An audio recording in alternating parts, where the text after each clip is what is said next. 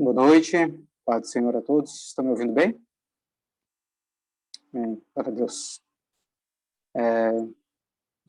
Vamos fazer uma oração então para a gente dar início. Pai, louvado seja o Senhor por esta noite, por esse dia, por o Senhor ter nos permitido hoje acordar. Obrigado, Pai, por o Senhor prover mais uma vez a vida a nós, o fôlego de vida. Obrigado pela Tua palavra, obrigado pelo verbo vivo que está em nós, Pai, que nos dá vida todos os dias, mesmo nós não merecendo. Obrigado pelo Teu amor, obrigado pelos irmãos que aqui estão nessa reunião, e obrigado por a gente poder compartilhar desta ceia, no qual foi um sofrimento tão grande para que a gente pudesse hoje ter esse acesso. Pai, eu te louvo e te agradeço por tudo que o Senhor tem nos fornecido, tudo que o Senhor já fez por nós, e tudo aquilo que o Senhor realizará ainda nas nossas vidas. Eu te louvo e te agradeço também pela transformação que o Senhor faz ao longo das nossas vidas para o nosso bem. Eu te louvo e te agradeço, Pai, pela minha casa, pela minha esposa, e por todos os irmãos que caminham conosco. Louvado seja o teu nome, Pai. Obrigado porque o Senhor tem sido bom conosco. Em tudo o Senhor tem nos favorecido. Louvado seja sempre o teu nome, Pai.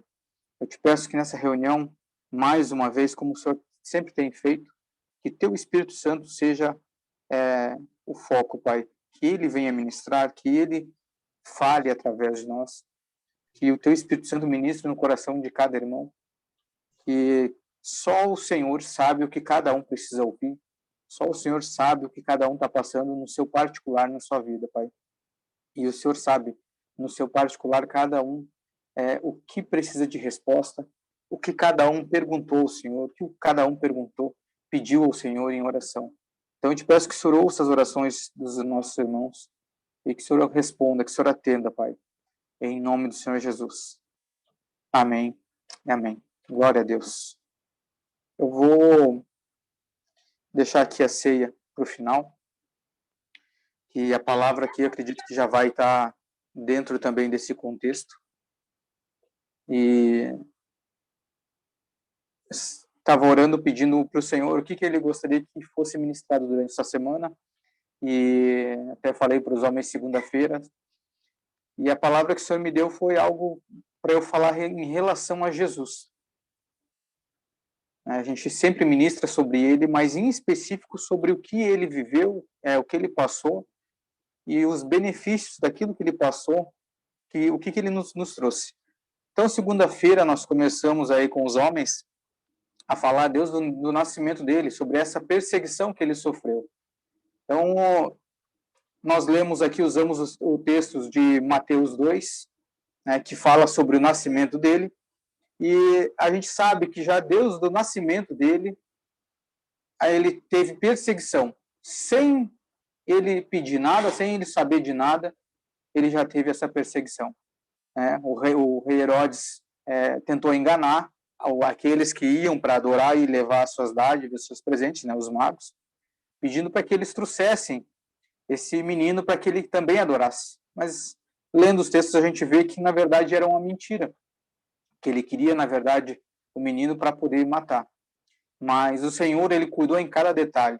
Ele deu um sonho para os magos, avisando para que eles não voltassem a Herodes, mas fossem por outro caminho.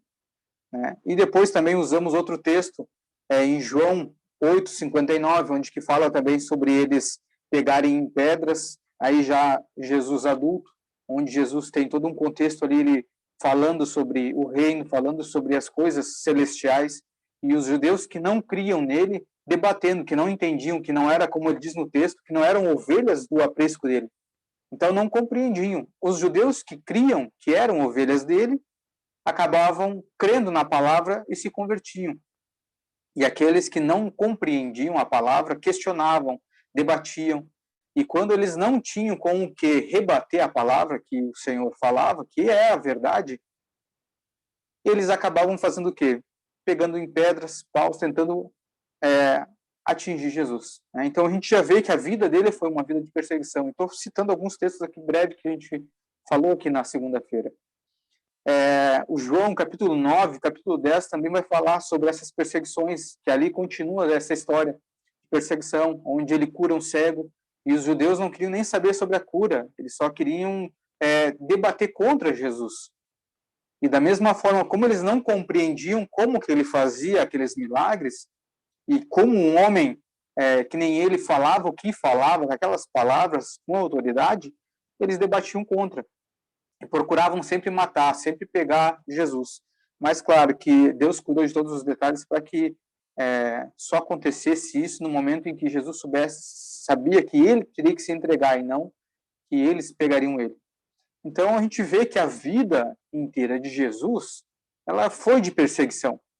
Ela foi de, digamos assim, um enfrentamento daqueles que dos seus opositores, aqueles que não compreendiam a palavra. E foi até uma das coisas que eu falei com os homens, que isso é algo normal, que quando você vai ministrar a palavra, ou quando você ensina, compartilha aquilo que o Senhor está colocando no seu coração, muitos vão receber, porque estão no mesmo espírito. Né? Porque o que acontece? A palavra, quem testifica é o Espírito Santo. É ela que testifica no nosso espírito as obras do Senhor. Tudo que está sendo ministrado, tudo que é falado, quem testifica é o Espírito Santo. Então, quando a pessoa ela não está com o mesmo espírito, ela acaba não compreendendo o que você fala, ela acaba não recebendo aquilo. E aí, o que é mais fácil a pessoa fazer? É ela tirar a pedra em você, ela dizer que, como eles falaram no texto aqui, tem demônio. Imagina você falar para Jesus, não, esse tem demônio. Então, a gente vê que essa vida dele, mesmo Jesus, que era a própria verdade, ele teve essa dificuldade, ele teve esse enfrentamento, essas pessoas se opondo a ele. Então, não foi uma vida fácil. Então, a gente enfrenta isso no nosso dia a dia, quando a gente vai ministrar a palavra, quando a gente vai aconselhar, quando a gente vai ajudar alguém.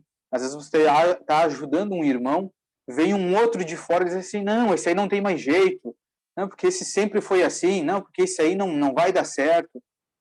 Então você sempre, além daquele que está ajudando, tanto aquele que está recebendo enfrenta essa oposição. A gente vê aqui, né, nesses textos aqui de João, quando ele curou o cego, ele começou a debater com Jesus. E também debateu com o cego. E o cego, tanto é que, olha, o cego chegou a falar para ele assim, que se um homem que honra, glorifica a Deus e obedece a Deus, esse ele ouve. O cego reconheceu que Jesus, ele temia o Senhor, que ele glorificava o Senhor. O cego reconheceu e os judeus que enxergavam não conseguiram reconhecer isso. Então, isso dá para a gente perceber que é no espírito.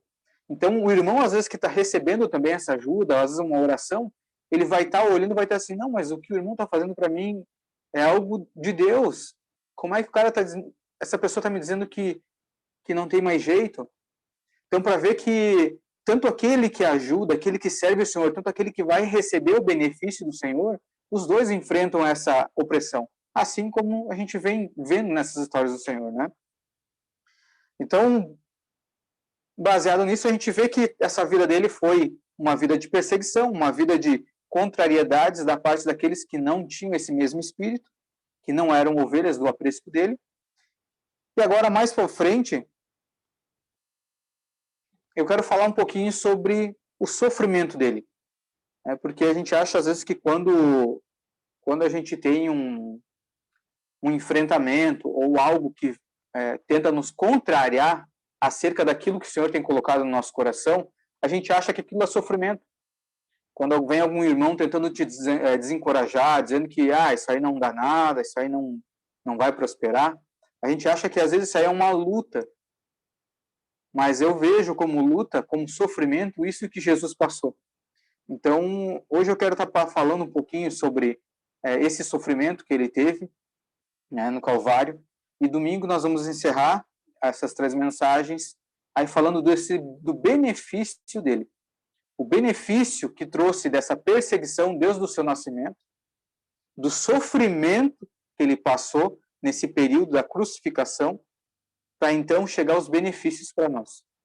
Então, hoje eu quero estar falando aqui um pouquinho então sobre esse sofrimento, essa dor, tudo isso que ele passou, que não foi lá desde o nascimento, aquilo foi alguns enfrentamentos, algumas coisas contra.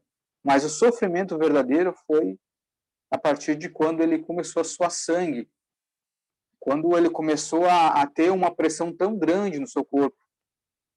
Eu quero ler aqui uma passagem que aí já vai falar sobre quando ele estava já prestes a ser crucificado, que nessa passagem todos, eu creio que todos já conhecem, mas teve um detalhe aqui que me chamou a atenção, e o senhor falou um detalhezinho no meu coração sobre esse versículo em específico, que eu vou pontuar aqui durante a leitura. O texto que nós vamos ler é Marcos 15, a partir do versículo 15.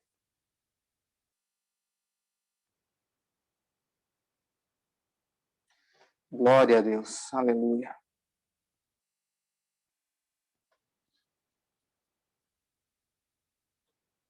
E o texto vai dizer assim: Então Pilatos, querendo satisfazer a multidão, libertou-lhe Barrabás e entregou Jesus, após tê-lo açoitado, para ser crucificado. E os soldados o levaram para dentro da sala, chamado pretório, e convocaram todo o destacamento. E vestiram-no com púrpura e entrelaçaram uma coroa de espinho e puseram-lhe a sua cabeça. E começaram a saudá-lo, salve, rei dos judeus. E feriram-no a cabeça com uma cana, e cuspiram nele, e curvando os seus joelhos, o adoraram. E tendo zombado dele, tiraram-lhe a púrpura e lhe puseram suas próprias vestes, e levaram para fora a fim de crucificá-lo. E obrigaram um certo Simão Cirineu, pai de Alexandre, e de Rufo, que por ali passava, vindo do campo, a carregar sua cruz. E levaram no lugar do Gólgota, que quer dizer lugar da caveira. E deram-lhe para beber vinho misturado com mirra, mas ele não recebeu. Então, quero parar aqui um pouquinho nessa leitura aqui, comentar um pouquinho esse texto.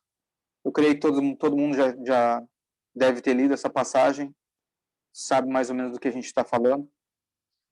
E eu vejo que realmente esse é um sofrimento, além daquele que eu tinha citado sobre o suar sangue.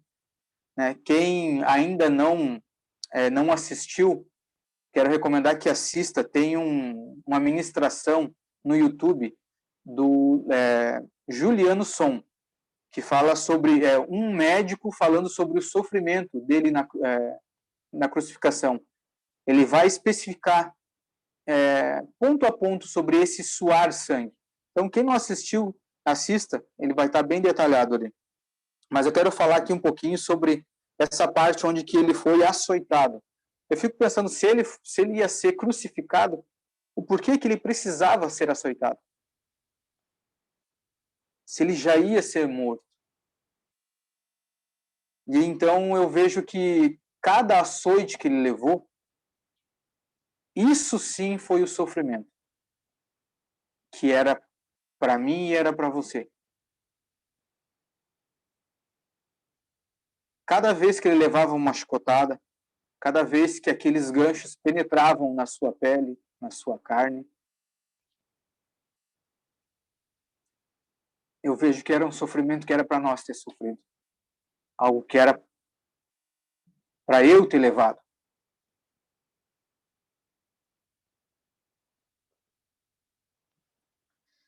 No versículo 17, onde ele fala sobre a coroa de espinho,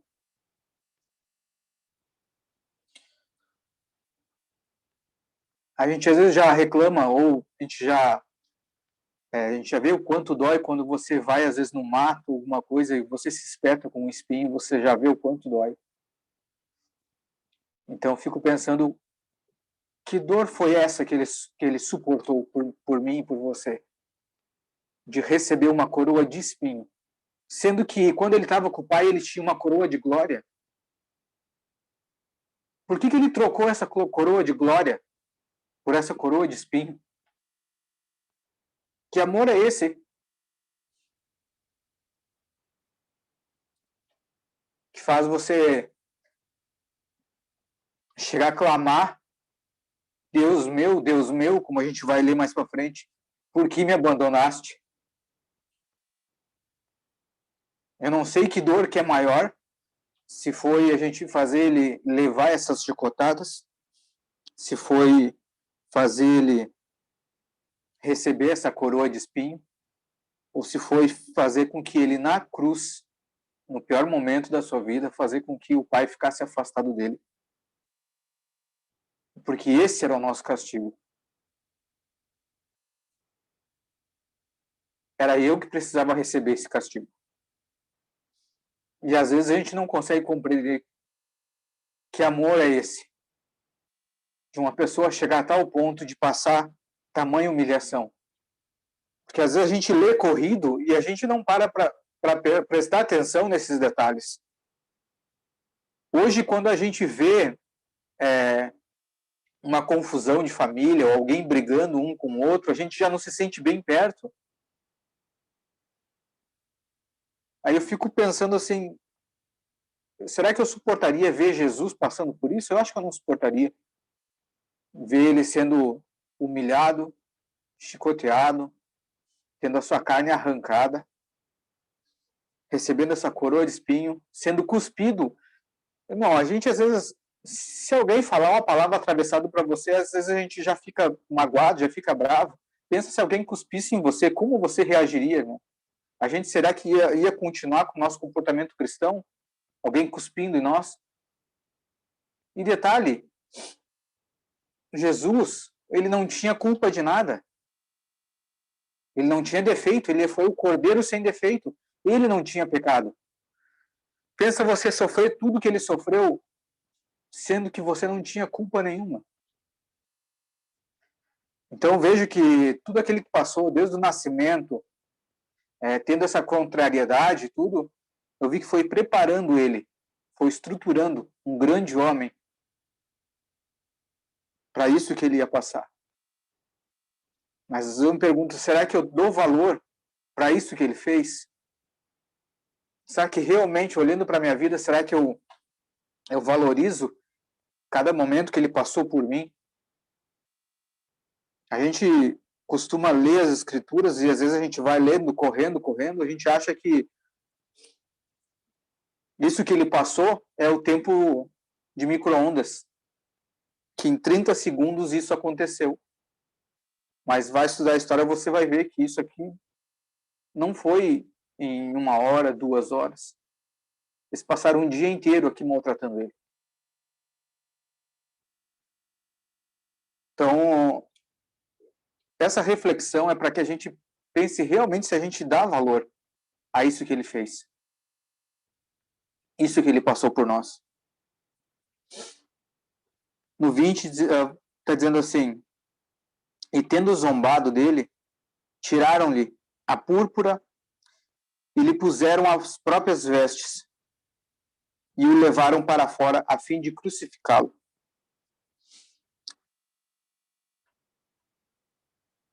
Aqui já tinha lido essa parte. Eu quero me ater agora ao versículo 23 com vocês.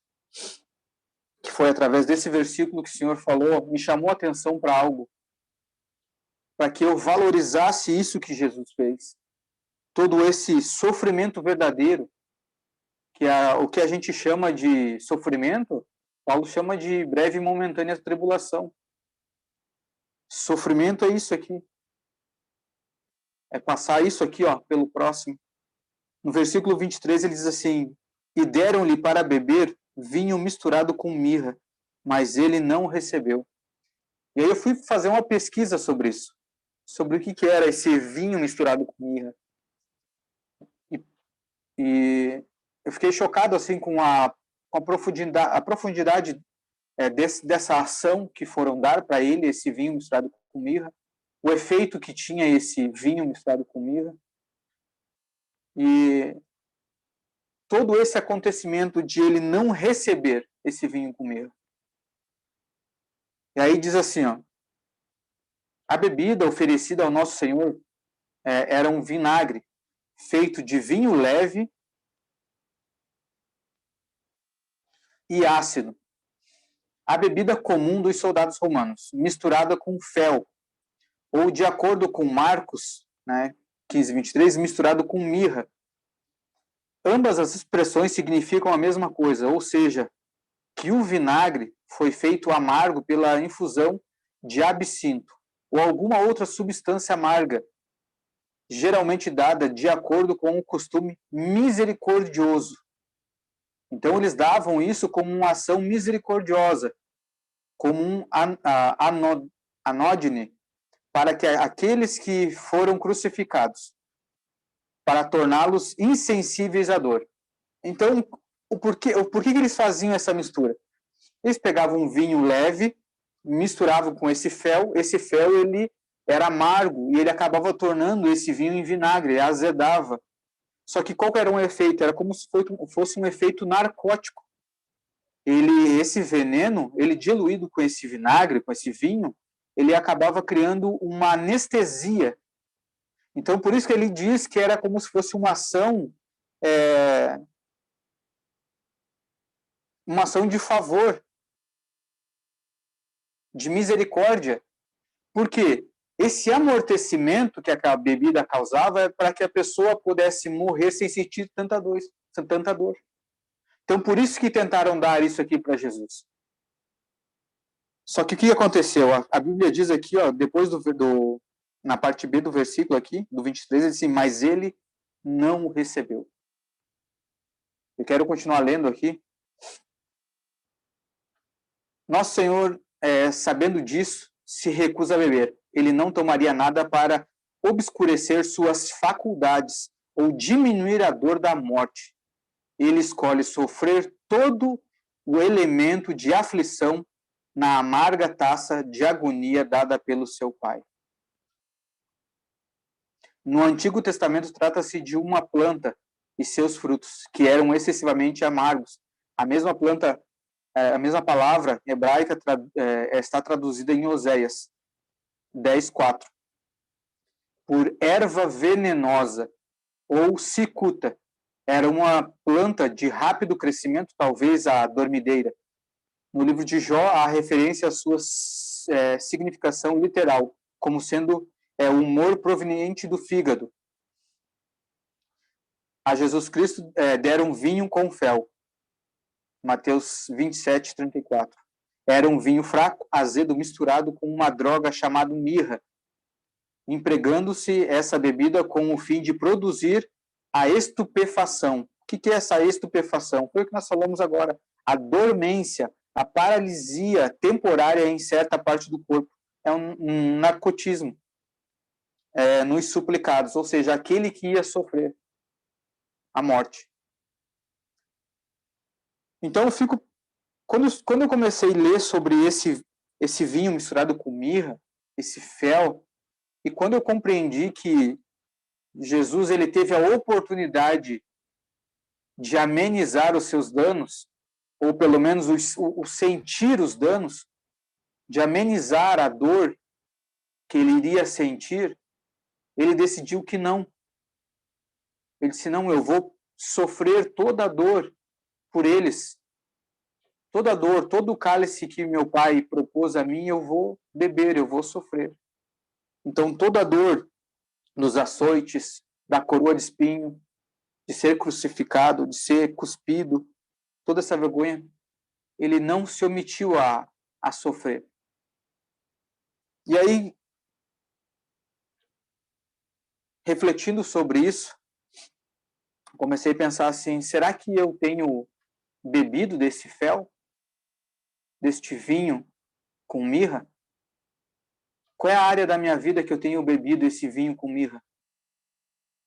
Em que muitas vezes me causam dor, mas eu tenho achado alguma coisa para aliviar minha dor, ou para escapar, para não sofrer. Porque hoje a gente vê nas igrejas, a gente quer pregar, pare de sofrer, quem é cristão não sofre, mas a gente está querendo tirar a base bíblica, não é que eu não estou declarando aqui que você tem que sofrer para ser um crente, não. Mas se você sofrer, entenda que faz parte do processo. Não queira fugir da dor, não queira fugir do propósito, assim como Jesus não fugiu. Muitas pessoas, às vezes, podem vir te dar um vinho com fel, mas perceba se isso que a pessoa está te trazendo não vai aliviar a dor do cumprimento do teu propósito. E a gente vê aqui que Jesus, ele passou tudo isso por nós, que ele optou por não receber esse amortecimento da sua carne, esse alívio de dor. E hoje eu estava no banho, estava meditando um pouquinho sobre essa palavra, e a gente pode usar vários exemplos na nossa vida em que a gente bebe desse vinho com fel, desse vinho com mirra, para aliviar as nossas dores. Mas uma que me saltou ao coração, assim, que veio na hora, foi a desculpa. Nós usamos no nosso caminhar como cristão, muitas vezes a gente usa a desculpa. A gente tem que fazer alguma coisa, mas aí a gente acaba, não, vou inventar uma desculpa aqui, vou usar de uma desculpa para quê? A gente sabe que ali cumprir com aquele propósito, às vezes ter que chegar com perdoar alguém, vai doer. Eu deixar de fazer algo que eu quero para ir, às vezes, fazer alguma outra coisa que o Senhor quer, não vai me agradar. E a gente sempre usa a desculpa. A desculpa não deixa de ser um vinho com mirra, um fel que vai amortecer, vai me tirar essa dor. Eu não vou lá porque eu sei que senão eu vou sofrer, vou me cansar. Então, isso foi algo que me saltou o coração, sim, um exemplo. Mas pensem, quantos exemplos a gente não pode usar? Quantas coisas a gente não tem usado na nossa vida para aliviar a dor do processo? Porque a gente sabe que o processo em que a gente precisa passar dói. A transformação de caráter, a transformação de comportamento dói, é dolorido. Às vezes a gente não gosta, a gente viveu uma vida inteira fazendo de uma maneira, agora o Senhor diz, não, tem que ser de outra, você tem que se comportar de outra maneira. E aí a gente fica inventando uma desculpa, não, mas é que, eu tenho isso para fazer, não tenho tempo, porque eu não tenho dinheiro, ou a gente inventa desculpa. Então, essa foi a chamada de atenção que o Senhor trouxe ao meu coração para que a gente cuide, para que nesse processo, nesse propósito que a gente tanto clama para o Senhor, Senhor, que o teu propósito se cumpra na minha vida. Ele diz, ok, meu filho, eu quero que cumpra, mas eu gostaria que você fizesse assim como Jesus, que você não tomasse vinho com fel. Não invente desculpa. Cumpra, vai doer, vai. Só que depois a gente vai ver o fruto que vai produzir. E domingo a gente vai estar falando sobre isso. Essa decisão que Jesus tomou nos gerou tantos benefícios incontáveis, algo que não há nem comparação. A gente não tem como comparar um benefício que foi gerado através da morte e ressurreição de Cristo por algum sofrimento ou alguma desculpa que a gente inventa para poder, às vezes, passar pelo processo. Não tem comparação, não tem como comparar. Como a gente falou em algumas ministrações atrás, não tem como você comparar algo eterno com algo do mundo. Não se compara. A gente não pode comparar. Então veja, o Senhor, ele pegou algo do mundo, algo terreno, e transformou em algo eterno, um sofrimento aqui, sem ele se esquivar. Ele pediu para o Pai, Pai, se for possível, passa de mim esse cálice, mas que não seja feita a minha vontade, mas a sua. E Deus disse, então vai ser feita a minha. Mas ele poderia, então, ter usado, digamos, uma desculpa, Pai, então eu vou só tomar esse vinho com fel só para dar uma aliviada na dor, né, para poder atravessar essa sem sentir tanta dor. Mas ele disse, não quero. E a gente lendo mais para frente aqui, depois que ele foi crucificado, que para mim foi uma das coisas mais terríveis, que ele, tendo a presença do Pai, largou a sua coroa e veio para a terra, habitar no meio dos pecadores. E nós já não tínhamos mais a presença do Pai. Nós estávamos desligados da presença dele. E Jesus veio restabelecer. Só que para restabelecer essa presença nossa com o Pai, Ele precisou ficar sem a presença do Pai, para que a gente tivesse. No versículo 34, ele diz assim: e a hora nona, Jesus gritou em alta voz, dizendo: Eloi, Eloi, lama sabachthani.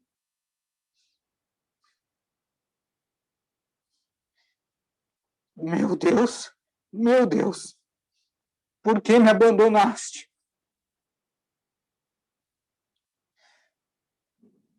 Nem a gente é capaz de poder ter essa compreensão, nem a gente, antes de ser cristão, a gente não pensava dessa forma. A gente não tinha a presença do Pai e a gente não clamava por isso. E a gente vê aqui, ó, Cristo clamando, porque ele sabe o que ele perdeu, a importância de ter a presença do Pai. E quantas vezes a gente deixa de buscar a presença dele, mesmo ele habitando dentro de nós, a gente deixa de buscar a presença dele. Será que não está na hora de a gente começar a clamar? Mas, Pai, eu preciso da tua presença, eu não quero chegar ao ponto de clamar o porquê que o Senhor me abandonaste. A gente sabe que Deus nunca nos abandonou. Caso ao contrário, nós não estaríamos aqui. Caso ao contrário, ele não teria enviado Cristo.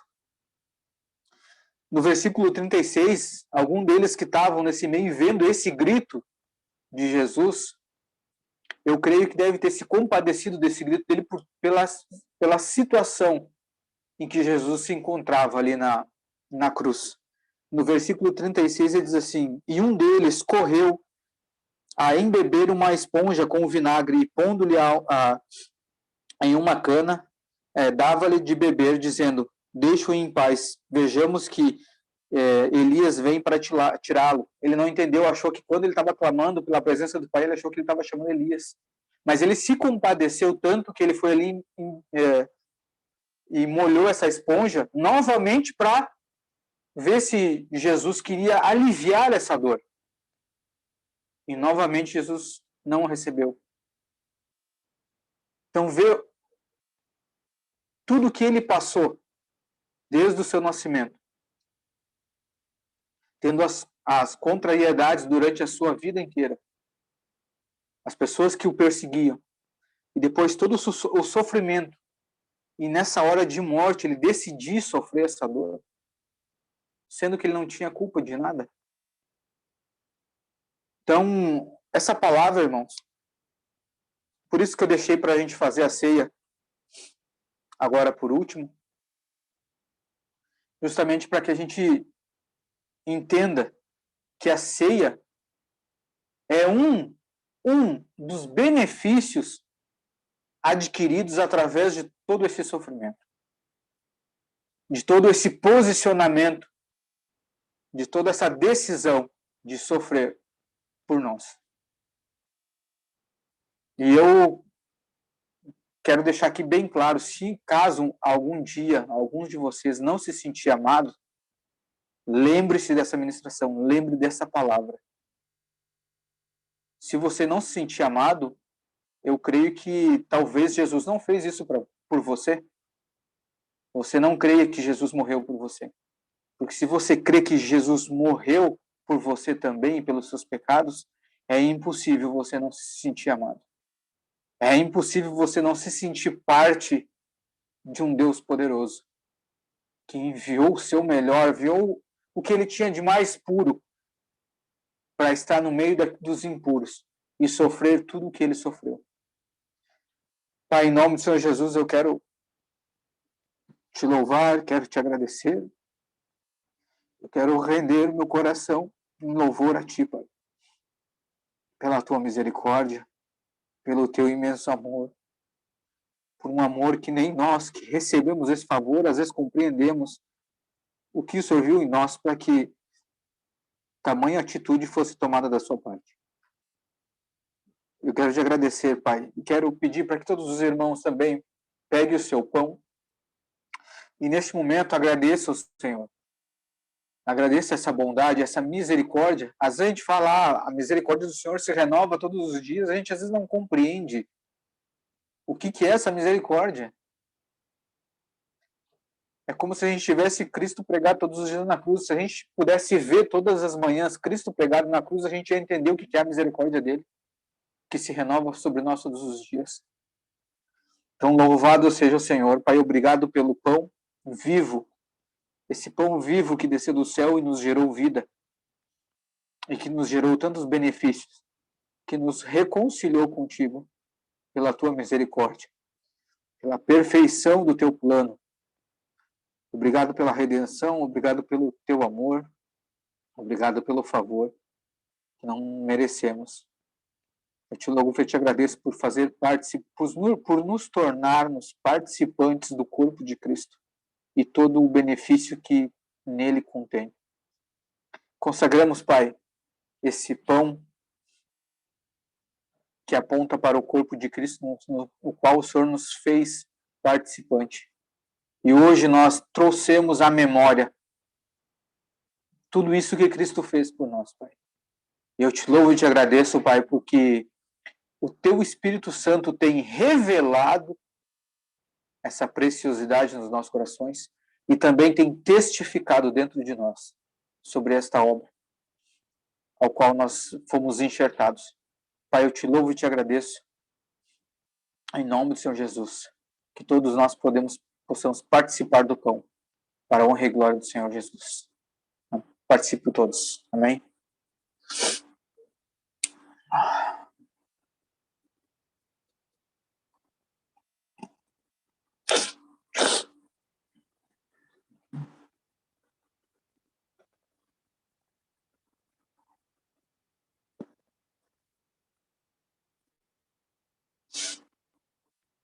Aleluia.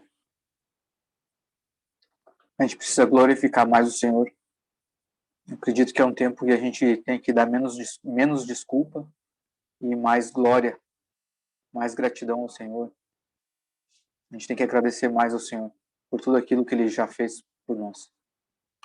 Pai, em nome do Senhor Jesus, quero colocar aqui agora diante do Senhor o suco da videira que representa o sangue que foi derramado na cruz, Pai, o sangue da nova e eterna aliança que foi derramado por nós. Pai, eu te louvo e te agradeço pelo favor de Jesus, por essa decisão dele.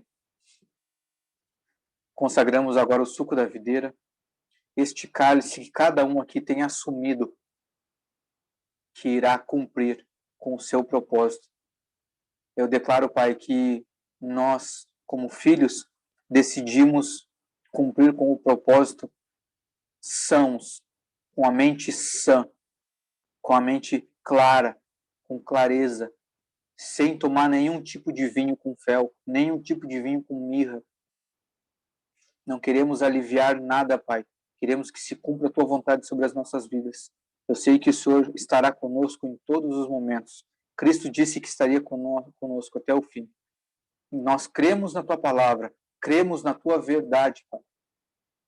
Então, te louvo e te agradeço, Pai, por este momento de poder fazer parte dessa nova aliança. Compartilhamos todos nós do suco. Amém?